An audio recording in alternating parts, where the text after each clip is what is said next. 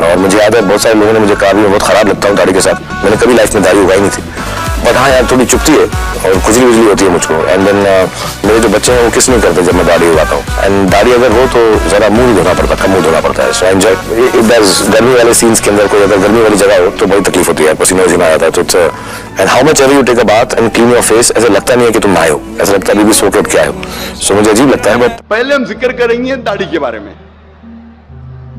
अक्सर उल्मा, जमहूर उल्मा ये कहते हैं कि दाढ़ी रखना मुसलमान के लिए फर्ज है। चंद कहते हैं कि सुन्नत मौकेदा है, सुन्नत है, मुस्तहब है, लेकिन अक्सर जमहूर कहते हैं फर्ज है। जब आप कुरान मजीद पढ़ेंगे तो कुरान मजीद में कोई भी आयत नहीं है जिसमें लिखा है कि दाढ़ी रखना फर्ज है।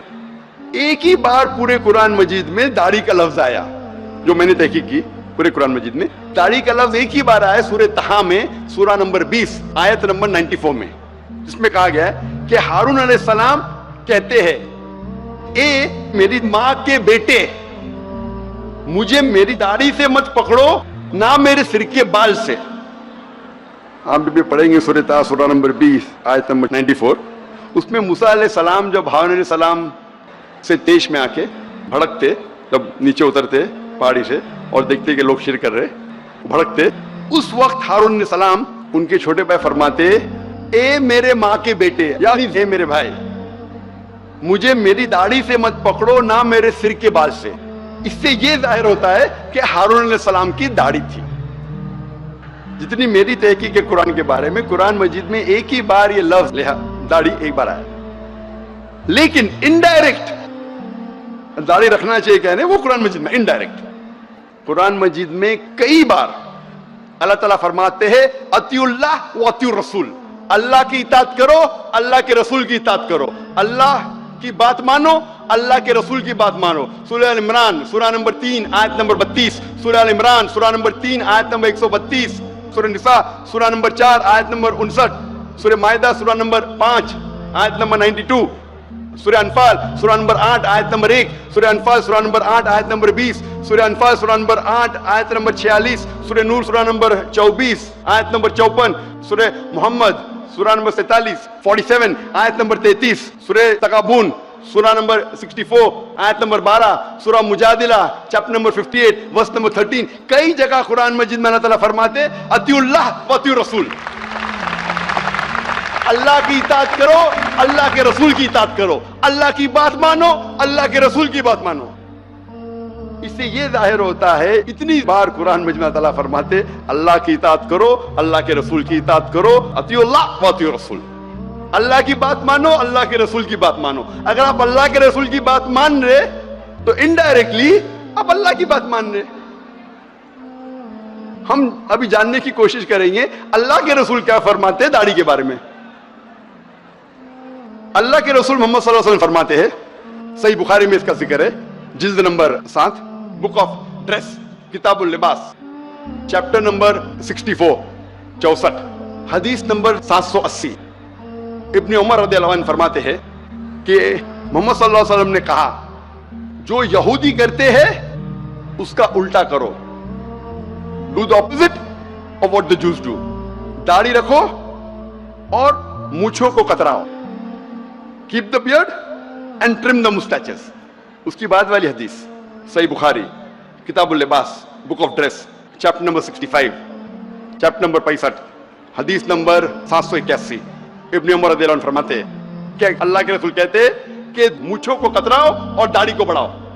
ये अल्लाह के रसूल का फरमान है, दाढ़ी को बढ़ाओ और मूंछों को कतराओ। मुझे याद आ रहा है कि सबसे पहली बार जब मैं जवान था, अभी भी जवान हूं माशाल्लाह, जब मेडिकल कॉलेज में था और मेरी दाढ़ी एकदम छोटी छोटी थी, एकदम थोड़े बाल इधर थोड़े बाल इधर, अभी भी अच्छी नहीं लेकिन इधर थोड़े बाल इधर थोड़े बाल। तो एक मुसलमान ने कहा, ओ जाकिर भाई क्या नूरानी चेहरा। तो मैंने कहा जज़ाकल्लाह मेरे हिम्मत अफजाई का, मैं जानता हूं कि मेरे पे दाढ़ी अच्छी लगती नहीं, लेकिन वो मुसलमान माशाल्लाह हिम्मत अफजाई कर रहा था, अरे बहुत अच्छा नूरानी चेहरा। तो मैं ये कहता हूं कि अगर दाढ़ी आपके चेहरे पे अच्छी नहीं लगती है, चंद लोगों के चेहरे पे दाढ़ी अच्छी नहीं लगती, कई लोगों के चेहरे पे दाढ़ी अच्छी लगती है। अगर दाढ़ी आपके चेहरे पे अच्छी लगती है और अगर आप मुसलमानों के दाढ़ी रखते तो इंशाअल्लाह आपको सवाब मिलेगा। लेकिन अगर दाढ़ी आपके चेहरे पे अच्छी नहीं लगती, फिर भी आप अल्लाह की मोहब्बत में, अल्लाह का कहना मानने के लिए, अल्लाह के रसूल का कहना मानने के लिए दाढ़ी रखते हैं, तो इंशाअल्लाह आपको और सवाब मिलेगा।